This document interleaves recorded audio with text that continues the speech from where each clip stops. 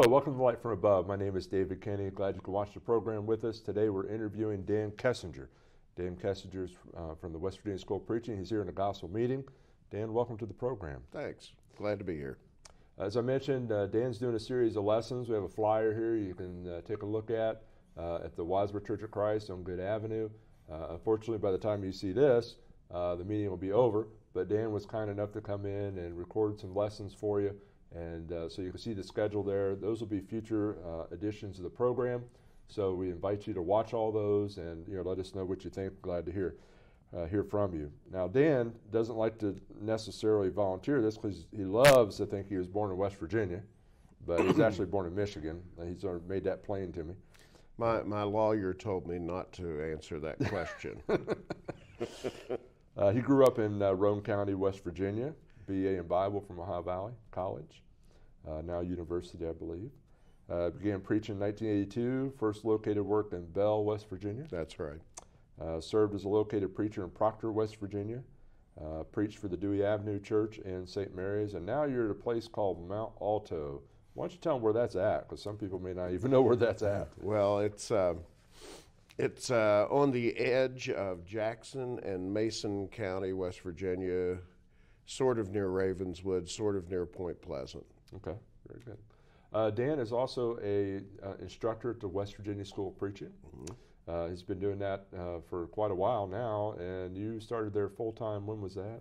2 years ago. Okay, and we'll show you a little bit of a bio and the list of the classes. It might be a little hard to read, so I'll just mention the classes he's currently teaching. Job, Proverbs, Ecclesiastes, the Life of Christ, Jeremiah, Lamentations, Ezekiel, Acts of the Apostles, Hebrews, and also the book of Revelation. Those are the easy books. Well, some of them are easy, yeah. So Dan actually teaches about the same time I do sometimes, so we have a lot of good times in reminiscing and visiting while we're at the school. Dan also has done some mission work in Kenya. In Kenya, yeah.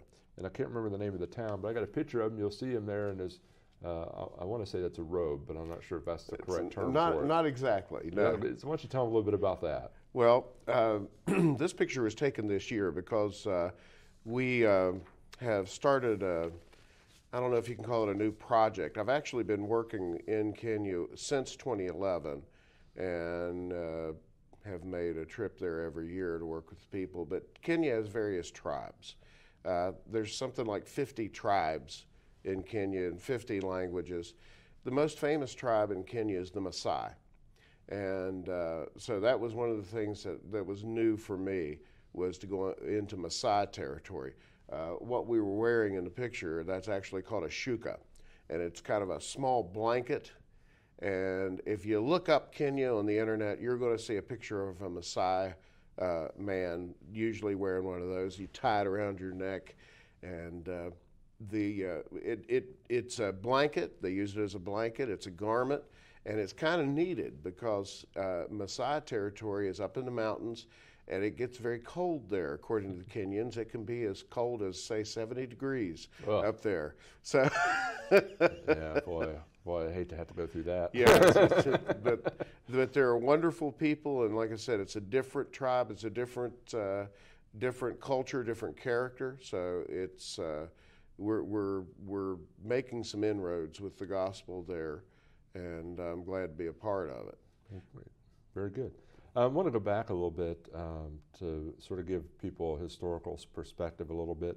I have a picture of your parents here, Bob and Doris Kessinger. They're both deceased now, but I wanted, they had a big influence on your life, I know. Mm-hmm. Yes. And I wanted you to mention them and share with our audience a little bit about them and how they influenced you. Well, my mom and dad obeyed the gospel after they were adults. We sometimes use the terminology of growing up in the church. And that's certainly not the case with them. They obeyed the gospel after they were married. And after a while after that, Dad began to preach. And they raised 5 children. And back in those days, preachers moved around to various states. So they lived in West Virginia, Michigan, Kentucky, Georgia, South Carolina, and I don't think I missed any of those.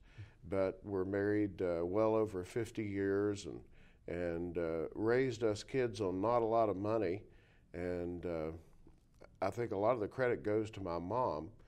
I never heard my mom complain about the things that we did without. And one of the big lessons she taught us kids is something that I try to teach mine. I don't know if I've done a very good job or not. But, you know, when you're a young person, sometimes you'll see people who have things you don't, and you'll be envious. And my mom always, she did not like for anybody to be envious. And she would say, you have things that those people don't have and can't have. And that was a major lesson. And I realized later, yeah, I did have some things that other people didn't have. And that I was blessed more than they were, in spite of what kind of car they were driving, what kind of clothes they could afford. It was our family that was blessed. And so that was, I think, a good way to grow up. And she also taught us that if somebody had some more than we did, then maybe that person had worked and sacrificed for that. And so the envy is not going to get you anywhere. That's right. That's right. Dan comes from, he has a big music background. And I grabbed this picture of him, actually it's his father, but I grabbed it off his Facebook page, the Mountaineers, and his father is the one there on the end there, Bob Kessinger. And why don't you tell them a little bit about this photo and the story that goes along with it? Yeah, there's an interesting story about this photograph. After World War II, my dad was a veteran of World War II. He came home, obviously, and it wasn't too long till he and my mom got married. He was 21, she was 16. That sounds kind of crazy today, but it wasn't that unusual in the late 40s for that to take place. But anyway, they settled in. Dad had always been a musician. My family is a family of old-time musicians, and my great uncle Clark was a very, very famous fiddler going from the 20s into the 60s. And my dad played a mandolin. So they had a morning show. Back in those days, it was pretty common for to have live music early in the mornings, in particular on radio stations. So this was WCHS out of Parkersburg. I'm sure they were doing it around here. I'm sure they had live music back in the 40s and 50s early in the morning. But anyway, Dad was playing with this group, you know, and what happened was this. There was a group of preachers who had a daily radio program that came on right after their music program. And my dad was not religious at that point, but he started listening to what these preachers were saying. And he thought that they didn't know, because he'd go down after his program and he'd sit in his car and listen to them on the radio before he went to work. He worked at the plant, you know. And some of those, but anyway, they found out about it. Well, Dad, along the way, got talking with them. And one of the reasons he was talking with them was religion was a big topic down at work.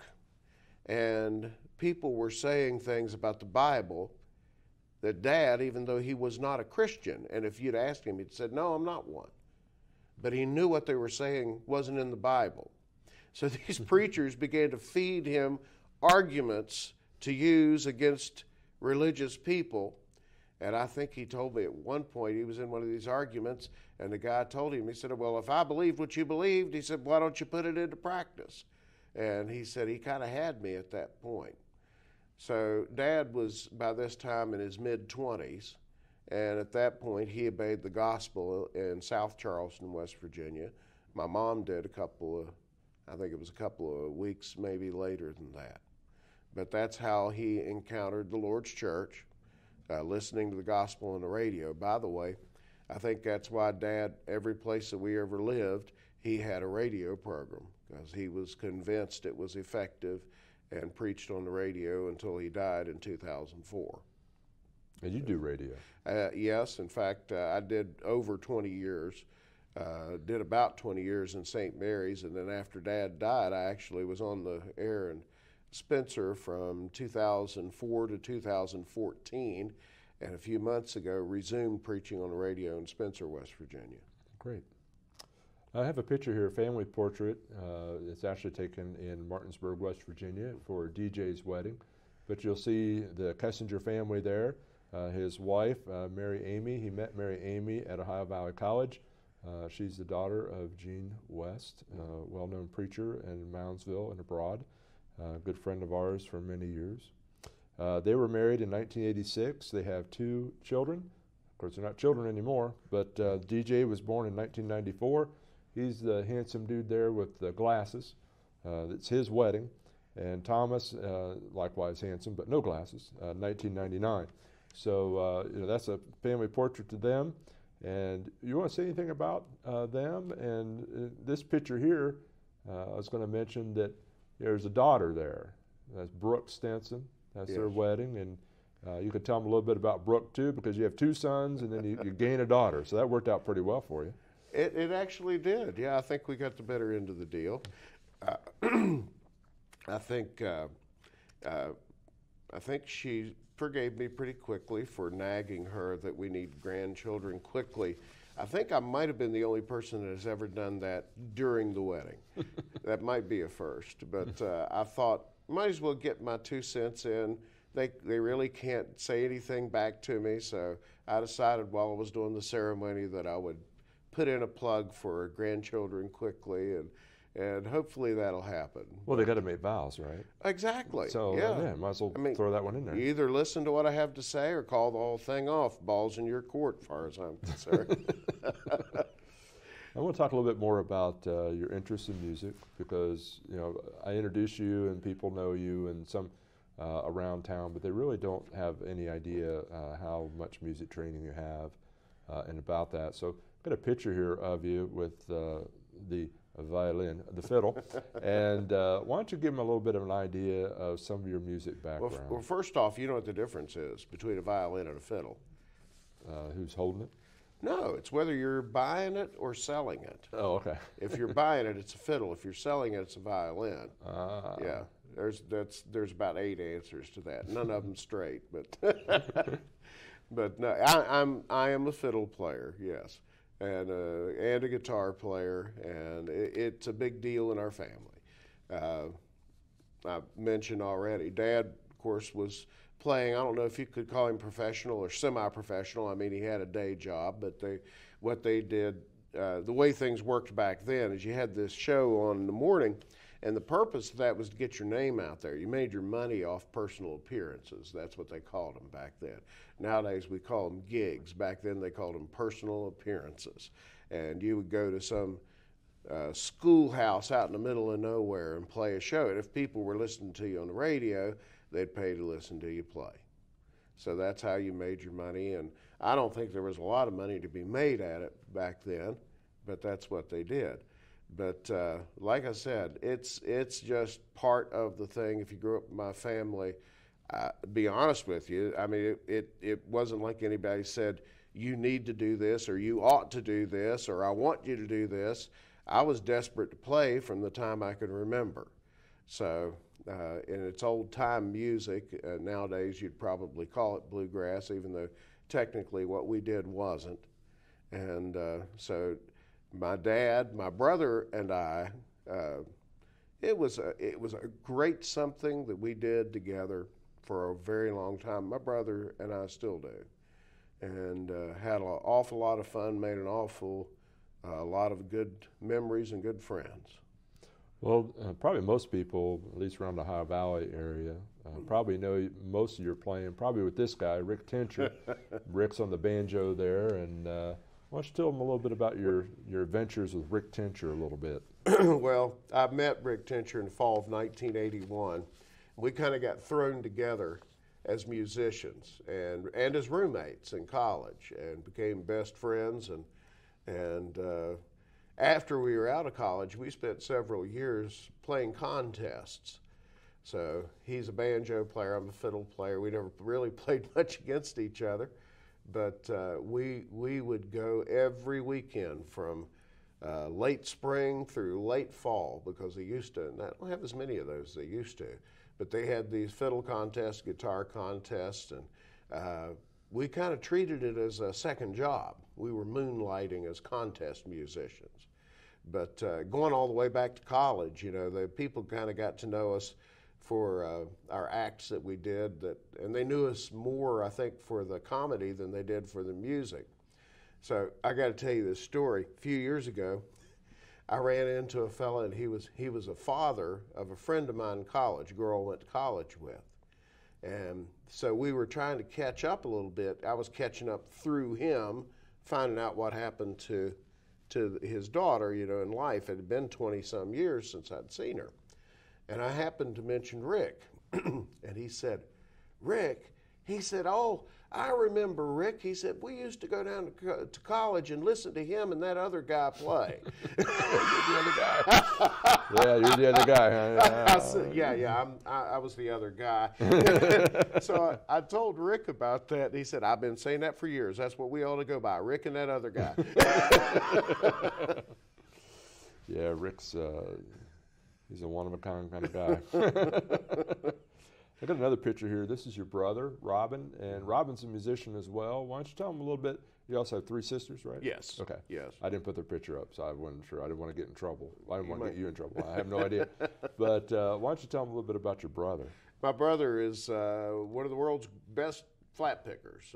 He's a former national champion guitar flat picker, and he is a professional musician. That's what he pretty much does for a living, has for a very long time.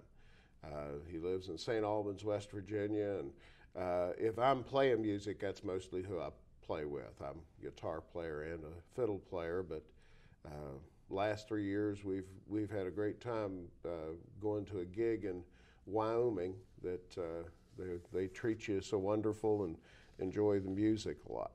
So. And yet, here's a picture of you. Now, this isn't Wyoming. No, actually that last picture was Romania as well. You just can't tell it. It looks like it could be anywhere, but it was in Romania. This was in a shopping mall in Romania in 2015 that the state of, well, I started to say the state, it wasn't the state, a museum called the Clay Center in West Virginia did kind of a cultural exchange with a museum in Targaju, Romania. And it always makes people shudder to think that we were somehow the representatives of West Virginia culture, Robin and I, that they sent abroad. But that's the way that it worked. And we were there actually playing music with Romanian musicians, which was quite interesting. Yeah, it looks like it's, I remember seeing some of the other pictures, and it looked like, I was like, what? Why would Romania let Dan Kessinger into the country? That was my question. I was like, we had an audience with the governor. Yeah, I was like, how does this happen? And I kept thinking, as soon as they find out who we really are, we are out of here. Now here's a picture of, this is your son with the fiddle. And I think, is he holding a mandolin there? I can't tell in the picture if that's a mandolin or I don't think it's a guitar. Yeah, it's a mandolin. And I think you have maybe, I'm not sure if you have a guitar there with you, but I really brought this up because now DJ's been on the show with the West Virginia School of Preaching, and here he is playing the instrument. So we're talking at least 3 generations of musicians and preachers. And that's really something. And that's what I wanted you to sort of talk about. We have a little bit of time left, about 5 minutes left. Okay. And I wanted you to talk about, and we talked about this before, one of the things that both of us come in contact with people when they talk about Churches of Christ, and we tell them that we sing a cappella, and they're like, what's that mean? Yeah. You know, they don't even know what the term means. And you say, well, it's vocal only, and it's also sacred music. And both of those definitions go into the word. But when they'll come to our services, they'll say, oh, you know, where's the piano? Yes. Where's the organ? Where's the band? Or why don't you guys have music? You know, that's the one. Yeah. That's what I want you to talk about. You've been a preacher for many years. You've been a musician for many years. Can you help people understand that statement? Why don't you have music in the worship? And how can you enjoy music so much being a preacher and worship without it? Could you give them some insight on that to help clear that up? In 5 minutes, probably not, but I'll do the best that I can. One of the things you said struck me, and I wasn't planning on thinking along these lines, but I heard a statement recently that hit me pretty hard on the music thing. And it wasn't really about instrumental music, but I think it applies by principle. And it was Ravi Zacharias. And he was making a comment about religion in general. And he was basically saying, here are the problems today. And one of them was, he said, we've decided that music is the only thing.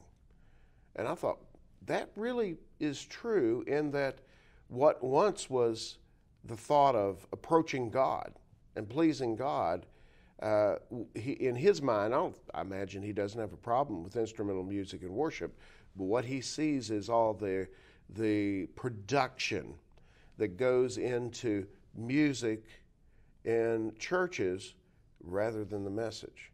And to him, that's a problem of priority. And I thought, well, he's right, you know. But so far as how can you be a musician and still hold to your values as far as musical instruments in worship? And it does come up now and again.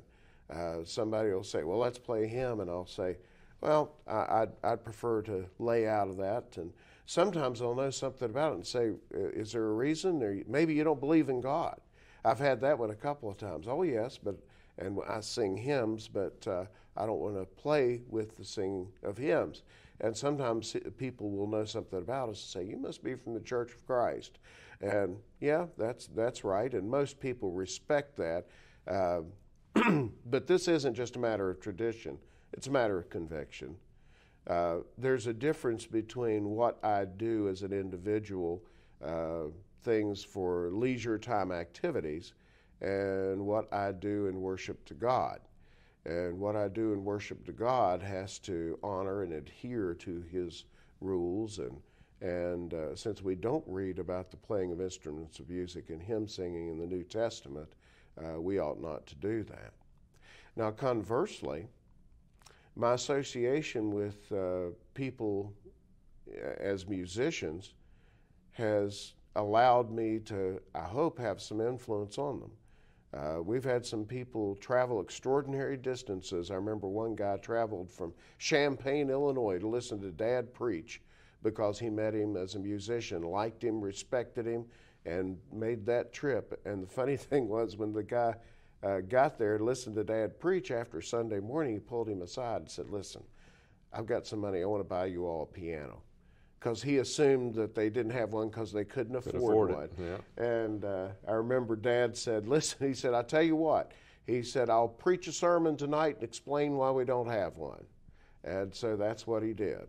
And but that sort of thing has happened a number of times. Friends that I have met through music have come to listen to me preach. So I'm grateful for that. It allows me to meet some really good, fine people that I've come to know that I'd never known as a preacher.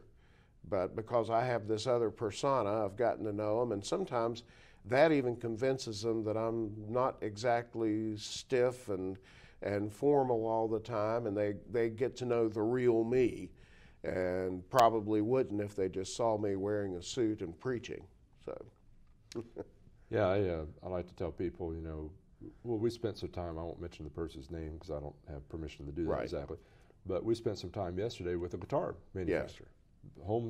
Handcrafted, beautiful guitars.